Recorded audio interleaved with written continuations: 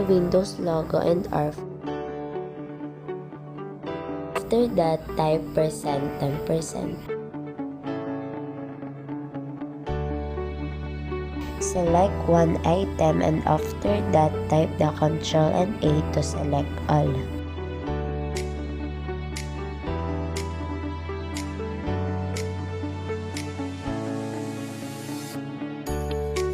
Tap Shift+Delete to permanently delete the files you selected.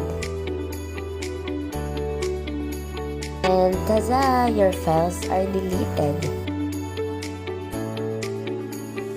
Open File Explorer using Windows logo and E.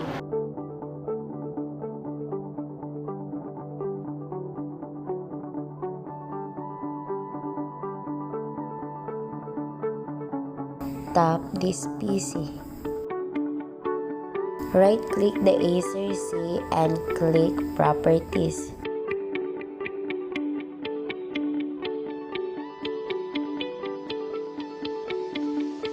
Tap this Cleanup.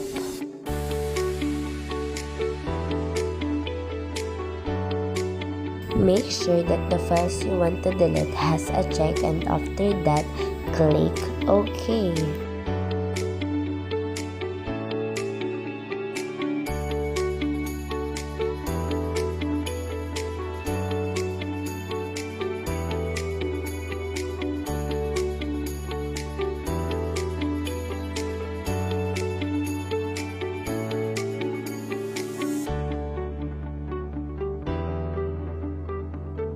To scan your computer for the possible error, just go with File Explorer and tap Windows logo and E to open File Explorer.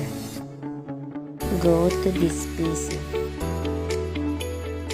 Right-click the Acer C and tap Properties.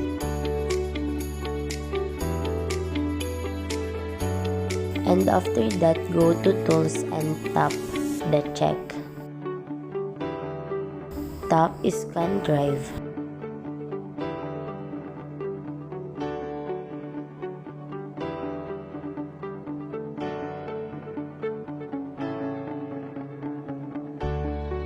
And now your drive was successfully scanned.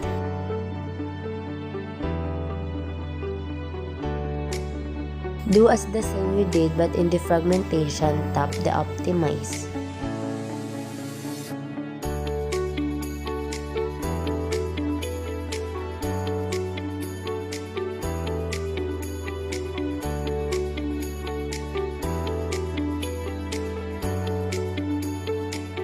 Tap Windows logo and R to open Run dialog box and after that, type msconfig.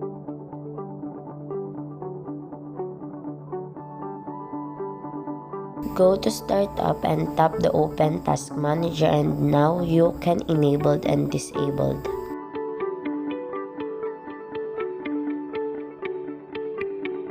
Just right-click the item that you want to enable and do as the same to disable.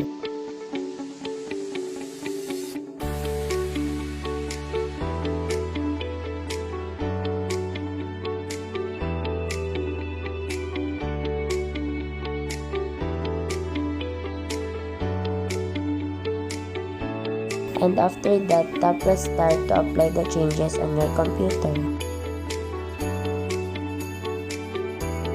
To uninstall the unwanted application, just go to Start menu and search Control Panel.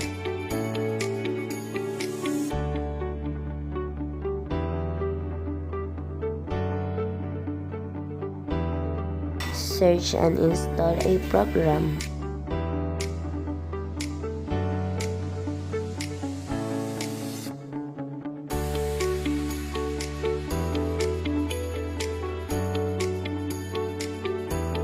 Tap the app that you want to uninstall and in the upper part there have an uninstall button.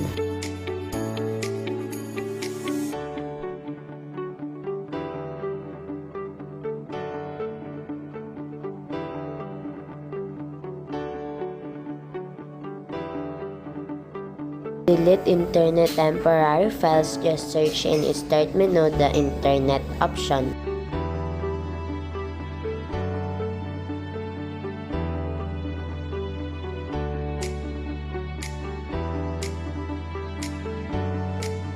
tap delete. Check all.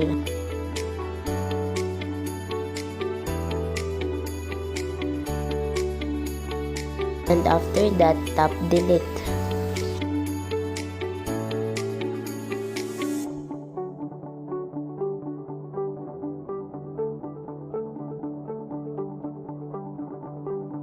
When you tap the Windows logo, search Edge for Microsoft Edge.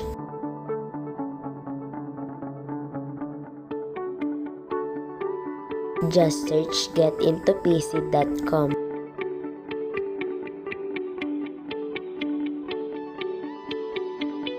Just go to antivirus and tap the app that you want to download. Remember, if you are using Get Into PC, you can download anything for free.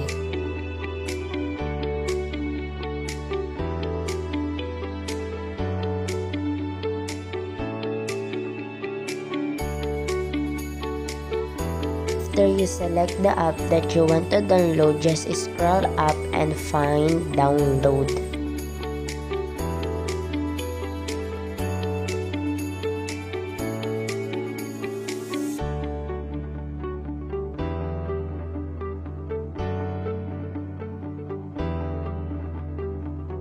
In Start menu, search Mabagal.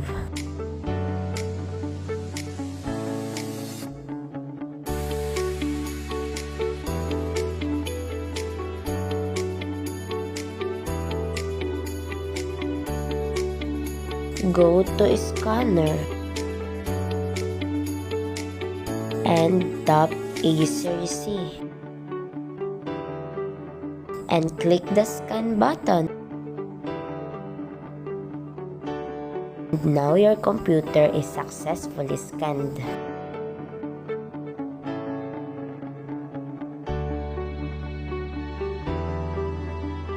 Tap Windows logo and E to open File Explorer.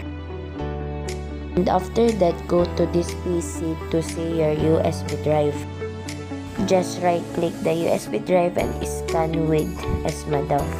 And now your flash drive is scanning.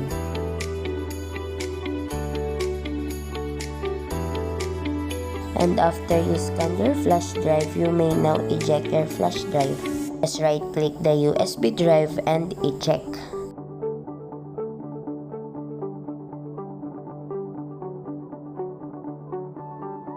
And now you may remove your flash drive. Thank you for watching.